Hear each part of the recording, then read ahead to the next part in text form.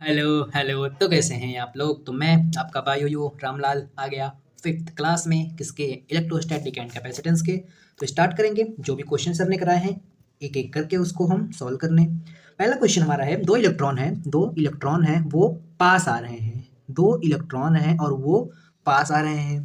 तो दोनों की वेलोसिटी ईच, इसकी भी वेलोसिटी 10⁻⁻6 है, इसकी भी। तो what is the closest approach, ये कितने मिनिमम कितने नज़दीक तक आ सकेंगे, कैसे निकालेंगे भाई।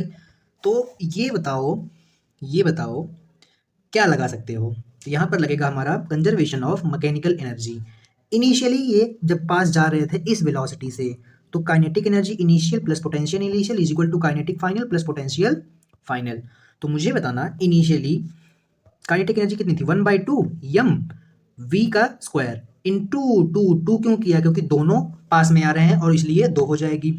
अब जब पास में आ रहे हैं तो पोटेंशियल एनर्जी क्या होगी, पोटेंशियल एनर्जी इनकी जीरो होगी। कैसे, सारी एनर्जी इनके पास काइनेटिक वाली होगी इनिशियली, कोई पोटेंशियल एनर्जी नहीं होगी, सिर्फ काइनेटिक होगी।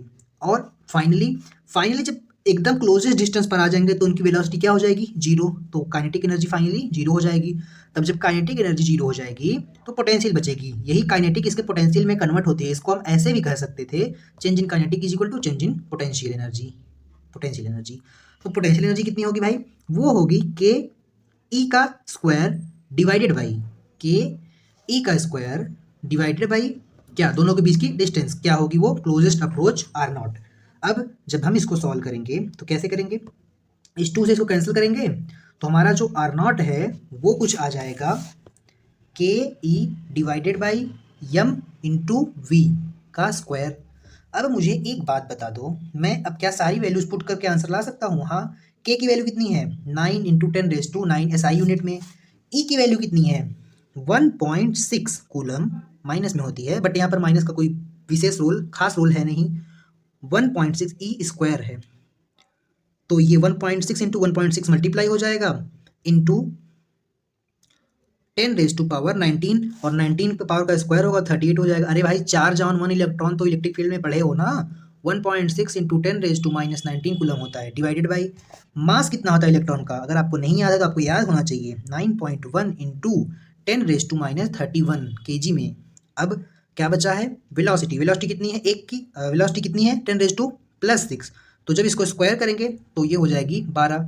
अब जब हम इसको सॉल्व करेंगे, कैसे करेंगे इसको सॉल्व, एक काम करो 9 से 9 को काट दो, कोई दिक्कत नहीं, जो आंसर आएगा थोड़ा सा और छोटा आएगा क्योंकि डिनोमिनेटर हम 0.1 कम ले रहे हैं। ठीक है, अब क्या करेंगे, अब एक काम और कर सकते हैं कौन सा कम, 9 - 38 कितना बचेगा, 10⁻⁻29 नीचे +12 मल्टीप्लाई बाई -31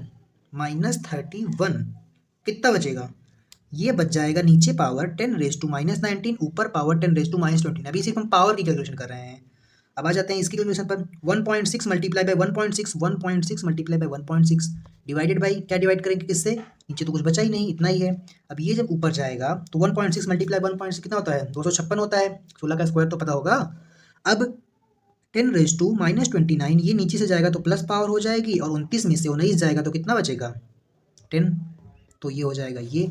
अब देखते हैं ऐसा आंसर कहाँ है, ऐसा आंसर 10⁻10 के पावर में एक ही है, हमारा 256 आया। क्यों, क्योंकि हमने यहाँ पर 0.1 को अप्रॉक्सीमेशन से इग्नोर किया था। अगर ये 0.1 होता तो हमारा रियल आंसर इससे थोड़ा सा कम आएगा। आगे चलेंगे अपने नेक्स्ट क्वेश्चन पर। अगला क्वेश्चन क्या है भाई, क्या हमने ऐसा क्वेश्चन वर्क पावर में किया था कि नहीं किया था, अपने दिल पर हाथ रख के अगर झूठ बोल सकते हो तो बोल दो, नहीं किया था। सॉरी, वर्क पावर में नहीं, ग्रेविटेशन में किया था ना, सही से बताओ। जैसे जैसे यू से ग्रेविटेशन में भी किया, नहीं नहीं वर्क पावर में किया था। जैसे यू से एफ जाना होता है तो एफ लिखते हैं हम du/dr, वैसे ही वी से ई जाना है और हमको क्या निकालना है ई, तो हम लिखेंगे -dv/dr। ठीक, अब कुछ लोग बोलेंगे तो क्या नहीं सॉल्व कराओगे, एक पार्ट करा दूंगा, दो पार्ट खुद से कर लेना, क्योंकि ये तीनों पार्ट सॉल्व करने के लिए नीट में कभी नहीं आएगा, आई अश्योर, क्योंकि 10 मिनट लग जाएगा भाई इसको सॉल्व करने में। तो एक काम करेंगे, इलेक्ट्रिक फील्ड हमारी क्या होती है, dv/dx, जैसे dv/, ये यहाँ पर dr हो जाएगा, dv/dr। ठीक है, तो वैसे ही r क्या है, x है। अब मुझे एक बात बताओ, इस v की इतनी वैल्यू को हम एक बार इसमें रखेंगे, एक बार इसमें, एक बार इसमें, मैं इसमें वाला करके सिखा दूंगा, इसमें वाला आप निकाल लीजिएगा। तो करते हैं इसमें वाला, कैसे करेंगे भाई, ऐसे करेंगे कि हम लिखेंगे डी वी नहीं होता एक्चुअल में, डबा बोलते हैं इसको, डबा आई, ये मेरा आई कैप वाला। अब डी बाई डी एक्स, ये पूरा वी लेंगे, पूरा वी क्या है भाई, x square plus y square x, y square x नहीं जेड है, z plus z square x, ठीक है। अब मुझे एक बात बताओ, कौन सी बात, हम अब एक एक करके सबको डिफरेंशिएट करेंगे। तो एक बार हम इसको डिफरेंशिएट करेंगे एक्स स्क्वायर वाई को, एक बार हम फिर d by d x y square z को, वाई स्क्वायर जेड को, फिर एक बार हम d by d x z square x को। जब हम इसको डिफरेंशिएट कर रहे हैं, किसके रिस्पेक्ट में कर रहे हैं बताओ, एक्स के रिस्पेक्ट में, तो एक्स के अलावा वाई और जेड सब में कांस्टेंट होगा। अब इसको डिफरेंशिएट कर रहे हैं, वाई कांस्टेंट है तो वाई मेरा बाहर चला आएगा, जिसको हम डिफरेंशिएट करेंगे वो मेरा कौन होगा, वो मेरा एक्स स्क्वायर होगा। क्या हमने पढ़ा है एक्स रेज टू एन का differentiation, n into x raise to -1, तो यहाँ पर एन की वैल्यू 2 है। अब जब इसको हम डिफरेंशिएट कर देंगे, आगे पहले ये वाला करते हैं, वाई स्क्वायर जेड है, तो क्या मेरा वाई और जेड कांस्टेंट है, हाँ कांस्टेंट है, तो दोनों आगे चला आएगा। और कांस्टेंट का डिफरेंशिएशन यहाँ पर सिर्फ एक बचेगा तो 0 हो जाएगा। अब जेड और एक्स को डिफरेंशिएट करेंगे तो क्या होगा, वाई और जेड कांस्टेंट है तो जेड स्क्वायर बाहर चला आएगा, हम एक्स को डिफरेंशिएट करेंगे, क्या एक्स की पावर यहाँ पर 1 है, तो एक्स की पावर 1 है तो इसका डिफरेंशिएशन जो है वो 1 आ जाएगा, तो यहाँ पर सिर्फ जेड स्क्वायर बचेगा। यहाँ पर एक का डिफरेंशिएशन 0 हो जाएगा, और तब यहाँ पर 0 का मल्टीप्लाई इसमें होगा तो ये पूरा टर्म 0 हो जाएगा।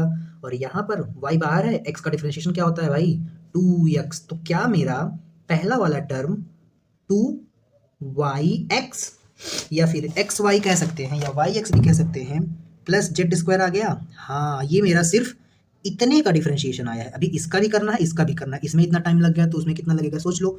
ऐसे ही हम किसका डिफरेंशिएशन करेंगे, डी बाई वाई के रिस्पेक्ट में जे वाले का, तो जो मेरा आंसर आएगा वो आएगा 2, जैसे इसका आंसर आया है वैसे ही आएगा 2y Z plus x square. और जब हम d v by d z करेंगे के वाले का, तो मेरा आंसर 2, देखो जिसके रिस्पेक्ट में कर रहे हैं उसके अलावा दोनों कांस्टेंट ले लेते हैं, तो जिसके इसमें क्या कांस्टेंट हो जाएगा, इसमें x और z कांस्टेंट होगा, उसको कांस्टेंट मान के डिफरेंशिएट करेंगे। अब z के रिस्पेक्ट में करेंगे तो x और y मेरा कांस्टेंट हो जाएगा। अब यहाँ पर जब इसको सॉल्व करोगे, जैसे मैंने यहाँ पर पूरा किया है इतना, जब इस वाले टर्म को हम सॉल्व करेंगे तो 2xy प्लस 2xy, मैंने क्या सॉल्व किया था, सॉरी 2xy नहीं, 2z dx प्लस कितना आएगा y स्क्वायर। तो जो पूरा सॉल्यूशन अगर हम एक साथ लिखें तो मेरा जो इलेक्ट्रिक फील्ड है वो मेरी आ जाएगी कितना, माइनस एक बड़ा ब्रैकेट एक छोटा bracket, 2xy plus z square का i cap plus 2yz plus x square plus 2zx plus y square. तो ये मेरा इस पूरे को सॉल्व करने पाएगा, मैंने इसलिए नहीं क्योंकि टाइम बहुत ज़्यादा, पैटर्न आपको बता दिया है, आप कर सकते हैं। अब आगे चलेंगे, ये क्वेश्चन कल लास्ट क्लास में लास्ट में सब करा रहे थे। अब मुझे एक बात बताओ, जब दो स्पीयर लिए हमने और दोनों को वायर से जोड़ देते हैं तो क्या दोनों पर पोटेंशियल सेम हो जाती है, हाँ, तो मेरा जो पोटेंशियल होगा वो V1/V2 जो होगा वो 1:1 आ जाएगा। अब दूसरी चीज, पहली चीज चार्ज, क्या हमने पढ़ा है Q dash is equal to, जिस पर चार्ज नया वाला लिख रहे हैं, मान लो R1 divided by R1 plus R2 into पहले जो चार्ज था Q1 Q2, तो क्या ये डायरेक्टली प्रोपोर्शनल है इसके रेडियस के, और ये सारी चीज़ें तो दोनों में सेम ही होंगी, तो Q'1 डिवाइडेड बाई Q'2 हो जाएगा मेरा R1/R2, मतलब directly proportional to radius. Charge भी हो गया मेरा, चार्ज का रेशियो हो गया, पोटेंशियल का रेशियो हो गया। अब इलेक्ट्रिक फील्ड का और सरफेस चार्ज का रेशियो देखते थे, surface charge density. Surface charge density क्या होती है, सरफेस चार्ज डेंसिटी होती है Q/A। जैसे तीन तरह की डेंसिटी होती है, तीन तरह की होती है ना, एक होती है linear density, linear charge density Q/L, तो वैसे ही एक एरियल होती है और एक वॉल्यूमेट्रिक होती है। वॉल्यूमेट्रिक डेंसिटी हम मोस्टली पूरे फिजिक्स में पढ़ते हैं, मास पर वॉल्यूम जो लिखते हो ना, वो वॉल्यूमेट्रिक डेंसिटी है, 90% जो है उसी को हम यूज़ करते हैं फिजिक्स में। अब मुझे एक बात बताओ, किसका रेशियो लिखा है, सरफेस चार्ज डेंसिटी का, तो Q क्या हो जाएगा, Q तो भाई Q ही रहेगा, एरिया स्फीयर का क्या होता है 4πr का स्क्वायर, ठीक है। तो क्या मेरा यहाँ से मैं लिख सकता हूँ कि मेरी जो सरफेस चार्ज डेंसिटी है वो मेरी हो जाएगी कितनी, वो मेरी हो जाएगी simply Q divided by 4 pi r square. Q हमने क्या पहले ही देख लिया है किसके प्रोपोर्शनल है, आर के, और नीचे एक आर स्क्वायर है, तो एक आर से ये आर कैंसिल हो जाएगा, तो जो सरफेस चार्ज डेंसिटी है वो इन्वर्सली प्रोपोर्शनल होगी रेडियस के। ये आप याद कर लेंगे, क्या कर लेंगे, याद, surface charge density inversely proportional. तो मेरा जो सरफेस चार्ज डेंसिटी का रेशियो है ये मेरा हो जाएगा R2/R1। सिंपल इनवर्स रिलेशन है। अब इलेक्ट्रिक फील्ड सरफेस पर बतानी है। अब ये कैसे बताएंगे, तो जो इलेक्ट्रिक फील्ड होती है वो डायरेक्टली प्रोपोर्शनल होती है सरफेस चार्ज डेंसिटी के। ये कैसे लिखा, ये ऐसे लिखा, electric field is equal to surface charge density upon epsilon naught. ये होता है फॉर्मूला, ये आपको पता होना चाहिए सेल के लिए, ठीक। अब तो इलेक्ट्रिक फील्ड डायरेक्टली प्रोपोर्शनल इसके है, तो हम क्या सीधे सीधे लिख सकते हैं, इलेक्ट्रिक फील्ड 1 पे और 2 पर बराबर होगी सरफेस चार्ज डेंसिटी के रेशियो के, और सरफेस चार्ज डेंसिटी किसके रेशियो के बराबर होती है, रेडियस के इन्वर्स रेशियो। तो ये बातें आप याद रखेंगे इस क्वेश्चन से कि ई जो है वो इन्वर्सली प्रोपोर्शनल है रेडियस के, सरफेस चार्ज डेंसिटी भी इन्वर्स प्रोपोर्शनल है, और मेरा क्यू चार्ज डायरेक्ट प्रोपोर्शनल है, ठीक। आगे चलेंगे अगले क्वेश्चन पर। दो इंसुलेटेड चार कंडक्टर हैं जिसका रेडियस इतना और इतना है respectively, equal charges 10 coulomb are connected having equal charge, दोनों पर इक्वल चार्ज है, फिर दोनों को कनेक्ट किया। पता है चार्ज फ्लो क्यों करता है, पोटेंशियल डिफरेंस की वजह से, ना कि चार्ज को कम चार्ज से ज़्यादा चार्ज की वजह से। By copper wire and then they are separated, मतलब ये कि पहले दोनों को कनेक्ट किया, पहले दोनों को जोड़ा, फिर उसके बाद हटा दिया, तो क्या दोनों की जो पोटेंशियल है वो सेम हो गई होगी, हाँ वो जो पोटेंशियल है वो सेम हो गई होगी। और जो क्यू है पिछले क्वेश्चन में पढ़ा डायरेक्टली प्रोपोर्शनल टू आर है, और ये जो है ये इनवर्सली प्रोपोर्शनल टू आर है। तो हमसे क्या पूछ रहा है, हमसे पूछ रहा है कि both spear will equal charge, बताना क्या है, सही स्टेटमेंट। तो इसकी गारंटी नहीं है, पोटेंशियल सेम होगा इसकी गारंटी है। Surface charge density on 20 centimetre greater, मतलब जो बड़ा है उस पर ज़्यादा सरफेस चार्ज डेंसिटी होगी, गलत बात है क्योंकि इनवर्स रिलेशन है। सरफेस चार्ज डेंसिटी 15 सेंटीमीटर पर ज़्यादा होगी और 20 वाले से, तो जिसका रेडियस कम उस पर सरफेस चार्ज डेंसिटी ज़्यादा। ये वाला रिलेशन मेरा सही हो गया, दोनों पर इक्वल नहीं होगी क्योंकि दोनों का रेडियस इक्वल नहीं है। अब दो स्पीयर हैं, रेशियो ऑफ इलेक्ट्रिक फील्ड बतानी है। तो क्या हमने अभी अभी एक चीज़ पढ़ी थी क्या, इलेक्ट्रिक फील्ड जो होती है, इलेक्ट्रिक फील्ड स्पीयर के वो इन्वर्सली प्रोपोर्शनल होती है, ये इन्वर्सली प्रोपोर्शनल होती है। तो E1/E2 जो होगा वो R2/R1 हो जाएगा, मतलब कौन सा वाला, थर्ड वाला ऑप्शन। आगे चलेंगे अगले क्वेश्चन पर। अगला क्वेश्चन क्या है भाई, अगला क्वेश्चन नीट उड़ीसा से सीधे है। दो मेटल स्पीयर हैं, एक का रेडियस कैपिटल आर है, एक का 2r है, have the same surface charge density, they are brought in contact, दोनों को टच किया उसके बाद दूर कर दिया, तो नया चार्ज डेंसिटी दोनों पर कितना होगा। जब दोनों को टच कर देंगे तो होगा क्या, जब दोनों को टच कर देंगे तो चार्जेस रीअरेंज हो जाते हैं। तो हमको तो चार्जेस से कोई विशेष मतलब ही नहीं है, हमको मतलब ये है कि हमको सरफेस चार्ज डेंसिटी का रेशियो बताना है नया वाला। तो ये जो होता है वो चार्ज पर डिपेंड ही नहीं करता, वो डिपेंड करता है मेनली रेडियस पर। अच्छा दोनों को कनेक्ट कर दिया था ना, ब्रॉड इन कॉन्टेक्ट, जब ब्रॉड कॉन्टेक्ट कर दिया तो पोटेंशियल सेम हो गया। तो surface charge density inversely proportional to r के, इसका आर है, इसका आर 2r है। तो क्या मैं कह सकता हूँ कि सरफेस चार्ज नहीं यार, चार्ज डेंसिटी वो हो जाएगी दूसरे वाले का रेडियस डिवाइडेड बाय पहले वाले का, उसका रेशियो जो होगा 2:1 होगा। तो ये इसका हाफ होगा, मतलब इसमें अगर मैं हाफ से मल्टीप्लाई करूँ तो ये आए, क्या इसमें मैं हाफ से मल्टीप्लाई करूँगा तो ये आएगा, नहीं। इसमें अगर मैं हाफ से मल्टीप्लाई करूँगा तो 5 कितना आना चाहिए, अगर मैं पहला वाला डबल है, दूसरा वाला इसका हाफ है, इसका हाफ कैसे करेंगे, ये देखो मान लो जैसे इस पर सरफेस चार्ज डेंसिटी कितनी है, 10 है, तो ये इस पर 5 होगी, तो हम क्या इसमें 1/2 से मल्टीप्लाई कर रहे हैं, हाँ 1/2 से मल्टीप्लाई करेंगे तो यहाँ पर आना चाहिए था 5/12, तो ये तो 5/2 है इसलिए नहीं होगा। अब ये 5/2 है, इसमें 1/2 का मल्टीप्लाई करेंगे तो 5/4 होना चाहिए था, ये तो 5/6 है, ये भी गलत है। इसमें 1/2 का मल्टीप्लाई करेंगे तो 5/4 आना चाहिए, तो 5/3 है। इसमें 1/2 का मल्टीप्लाई करेंगे तो 5/6 ही आना चाहिए था भाई, जिसका रेडियस डबल, उसका जो सरफेस चार्ज डेंसिटी है वो पहले वाले के कंपेयर में हाफ, तो मेरा फोर्थ वाला करेक्ट हो जाएगा। आगे चलेंगे, आप ऐसे रेशियो भी निकाल सकते थे कि दोनों वैल्यू को रखो, कितना है 5/3, ये कितना है 5/6, ऊपर वाले से ऊपर वाला कैंसिल, नीचे वाले से नीचे वाला कैंसिल, तो 1 डिवाइडेड बाई 1/2, ये देखो 3 दूना 6 2, तो क्या ये 1/1 इंटू 2/1 हो गया, हाँ। तो क्या ये 2/1 मेरा फाइनली आ गया? हाँ, यही तो था सरफेस चार्ज डेंसिटी। आगे चलेंगे। कंडक्टिंग स्फीयर है जिसका रेडियस कितना है? जिसका रेडियस मेरा 10 सेंटीमीटर है और उस पर चार्ज 10 कूलम है। दूसरा अनचार्ज, जिस पर चार्ज नहीं है, जिस पर चार्ज नहीं है उसका रेडियस 20 सेंटीमीटर था, उसको टच किया सम टाइम के लिए, कुछ देर बाद सेपरेट कर दिया। तो सरफेस चार्ज डेंसिटी का रेशियो क्या होगा? तो हमको पता है, क्या पता है भाई? सरफेस चार्ज डेंसिटी जो होती है वो इनवर्सली प्रोपोर्शनल टू रेडियस होती है। जब दोनों को टच कर देंगे तो पोटेंशियल मेरा सेम हो जाएगा। पोटेंशियल जब सेम हो जाएगा तो क्या होगा? तो वो सेम चार्ज का डिस्ट्रीब्यूशन कर लेंगे। ठीक, तो मेरी जो चार्ज डेंसिटी है वो इनवर्सली प्रोपोर्शनल टू रेडियस है, तो ये हो जाएगी R2/R1। R2 कितना है? 20 है। R1 कितना है? 10 है। तो 20/10 मतलब 2:1 मेरा आंसर होगा। 2:1 एक में ही है। आगे चलेंगे। मेंस का क्वेश्चन है 2012 नीट का। दो मेटेलिक स्फीयर है जिसका रेडियस 1 सेंटीमीटर और 3 सेंटीमीटर है। एक पर चार्ज, जो चार्ज है वो मेरा इतना है और इतना रिस्पेक्टिवली, इस पर इतना है और इस पर इतना है।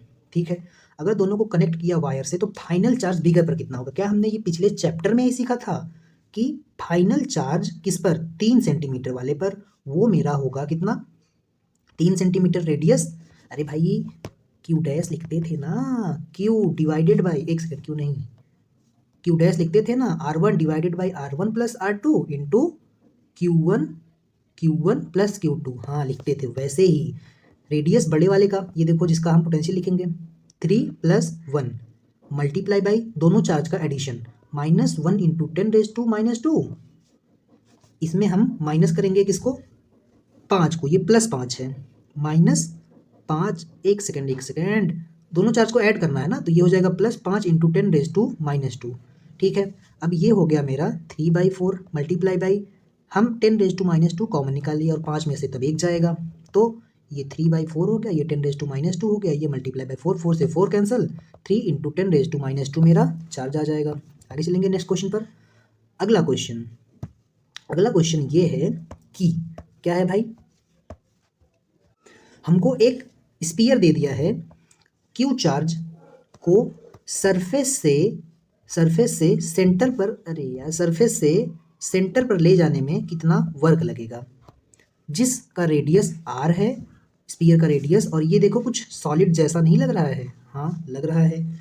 तो इसका जो वर्क डन होगा वो मेरा हो जाएगा, जिस चार्ज को घुमा रहे हैं, क्यू को कौन घुमा रहा है? हम, तो इसीलिए ये पॉजिटिव होगा। और change in potential, charge Q है, क्या इसके सेंटर पर हमने पढ़ा है, अगर ये सॉलिड स्फीयर नॉन कंडक्टिंग है, लिख देता तो ज़्यादा अच्छा होता, बट चार्ज अंदर से भर के दिखा दिया, तब भी आपको समझ जाना होगा कि चेंज इन पोटेंशियल मतलब final potential minus initial potential. Finally कहाँ पे आ गया ये फाइनली यहाँ पर आ गया, इनिशियली कहाँ पे था? यहाँ पे। तो मेरा जो फाइनल पोटेंशियल होगा वो कितना होगा? वो मेरा होगा सरफेस का 3/2 टाइम्स। तो सरफेस पर कितना होता है भाई? KQ/R होता है, ये सरफेस पर होता है। अब इसको हम माइनस करेंगे इनिशियल जो सरफेस पर था, सरफेस पर सिंपली मेरा KQ/R होता है, इसी से 1.5 गुना ज़्यादा अंदर होता है। ये हमने लास्ट क्लास में सीखा था, सॉलिड स्फीयर नॉन कंडक्टिंग। अब ये कितना है? 1.5, ये कितना है? 1, 1.5 में से 1 जाएगा तो कितना बचेगा? हाफ, तो हाफ KQ/R। तो क्या मेरा जो वर्क डन है वो KQ/2R आ जाएगा। हाँ, ये मेरा वर्क डन आ जाएगा। अब दूसरी बात, पोटेंशियल बताना है, पोटेंशियल एनर्जी सिस्टम पर। तो हमको एक ये दे दिया, तो हमको ये बात पता होनी चाहिए कि पोटेंशियल एनर्जी हम पेयर की वजह से लिखते हैं। यहाँ पर तो कोई पेयर है ही नहीं, जब पेयर नहीं है तो यहाँ पर पोटेंशियल एनर्जी डिफाइंड ही नहीं होगा। तो क्या डिफाइंड होगा? यहाँ पर डिफाइंड होगा सेल्फ एनर्जी होलो स्फीयर पर क्या होती है, ये आप करेंगे क्या? MR रट्टा। जो सेल्फ एनर्जी होगी वो जो सेल्फ एनर्जी होगी मेरी, वो होगी होलो वाले पर कितनी होगी? आपको ये याद करना पड़ेगा। वो होगी 1/2 KQ² डिवाइडेड बाई R। अगर हम इसको तोड़ कर लिखें डेसिमल में तो ये 0.5 KQ² होती है। यही सेल्फ एनर्जी है, इसको दूसरे फॉर्म में लिखेंगे तो यही मेरा वर्क भी हो जाएगा। कैसे आती है self energy? Work done bringing charge q from infinity to the surface of hollow cylinder नहीं, होलो स्फीयर। ठीक है, तो इंफिनिटी से क्यू चार्ज को यहाँ पर ला के रखने में जो वर्क करना होगा वो सेल्फ एनर्जी के बराबर होगा। ये पोटेंशियल एनर्जी नहीं है, सेल्फ एनर्जी है। अब इसी चीज़ को यहाँ पर लिखा है। और दूसरी बात, सॉलिड में क्या होगा? तो सॉलिड में जो ये सेल्फ एनर्जी है ना, वो मेरी 0.6 kq² होगी। बस इंफिनिटी से अंदर सेंटर पे, इंफिनिटी से कहाँ ले जाने के लिए, सेंटर पर ले जाने के लिए, देखो सेंटर पर लाया है, तो वो होता है 0.6 kq/r²। लेकिन इंफिनिटी से अगर सिर्फ सरफेस तक लाया होता तो उतना ही सेल्फ एनर्जी होती जितना होलो में होती है, इतना ही होती। और यहाँ से यहाँ लेके जाने में जो वर्क करना पड़ेगा या उसकी जो सेल्फ एनर्जी होगी वो 0.1 kq/²r। ये टोटल सेंटर पर ले जाने के लिए इंफिनिटी से, ये इंफिनिटी से उसके सरफेस पर, ये सरफेस से सेंटर पर ले जाने के लिए। ये बात आप याद रखेंगे। नीट में इससे सवाल नहीं आया, लेकिन एम्स 2019 या 17 में सवाल आ गया कि find ratio of stored electrostatic energy, यही होती है self energy, outside the solid and hollow sphere having same charge and radius. तो दोनों की सेल्फ एनर्जी, चाहे वो सॉलिड हो चाहे वो स्फीयर हो, वो kq/r ही होती है। कहाँ, आउटर सरफेस पर, अगर हम इंफिनिटी से उसको रखते हैं तो इसका जो रेशियो है वो 1:1 आ जाएगा।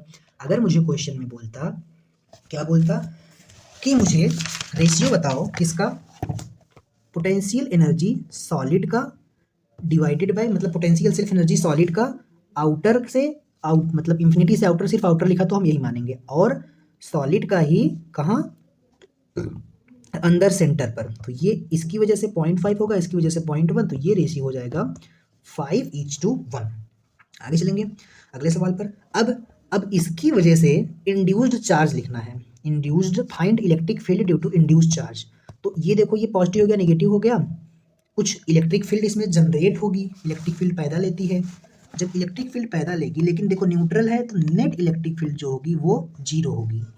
बट जो इलेक्ट्रिक फील्ड होगी किसकी वजह से, इसकी वजह से, जो इलेक्ट्रिक फील्ड होगी इस चार्ज की वजह से, वो सिंपली मेरी होगी E due two plus Q, plus E एक इंड्यूज हो जाएगी अंदर। जब ये इलेक्ट्रिक फील्ड इस पर लगेगा तो इस साइड निगेटिव, इस साइड पॉजिटिव हो जाएगा चार्ज। न्यूट्रल कंडक्टर था तो एक इलेक्ट्रिक फील्ड इंड्यूज होगी। अगर ये इलेक्ट्रिक फील्ड इधर है तो एक इलेक्ट्रिक फील्ड इधर इंड्यूस हो जाएगी। जब इलेक्ट्रिक फील्ड इंड्यूस होगी तो इसकी वैल्यू कितनी होगी, इसकी वैल्यू होगी सिंपली kq/r²। और इस इंड्यूस्ड इलेक्ट्रिक फील्ड की वैल्यू कितनी होगी, इसकी वैल्यू भी kq/r² ही होगी, r² होगी। किसी पॉइंट चार्ज को r डिस्टेंस दूर तो नो इफेक्ट, क्योंकि चार्ज क्यों बाहर है, चार्ज क्यू मेरा जो है वो बाहर है, ये चार्ज क्यू बाहर है, इसकी वजह से सारे पॉइंट पर उतना ही इलेक्ट्रिक फील्ड होगा।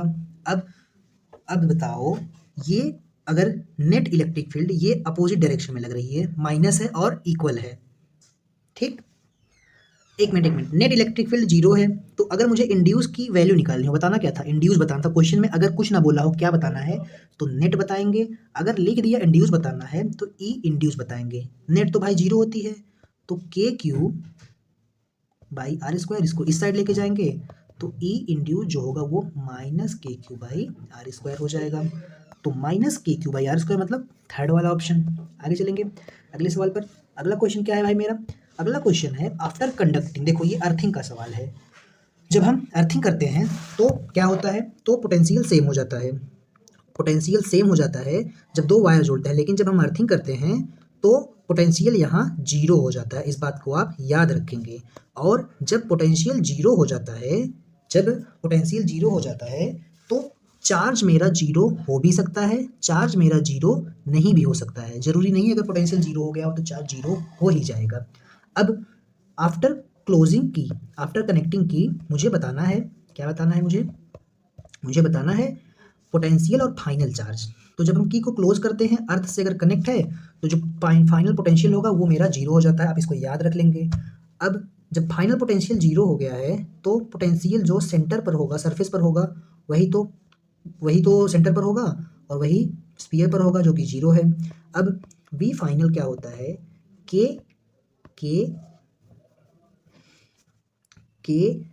क्यू, मान लो चार्ज क्यू है डिवाइडेड बाई आर। तो फाइनली पोटेंशियल मेरा 0 आ गया है, ये पोटेंशियल मेरा 0 आ गया है। ये तो 0 होगा नहीं, ये तो डिस्टेंस है, ये तो 0 होगा नहीं। तो पोटेंशियल 0 इस बार इसकी वजह से आया, मतलब देखो ये 0 आ गया फिक्स है, पहले ये 0 हुआ उसके बाद इसके बारे में सोचेंगे।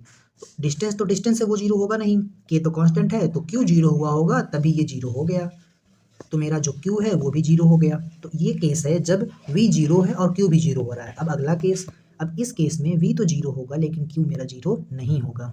करते हैं सॉल्व, देख लेंगे।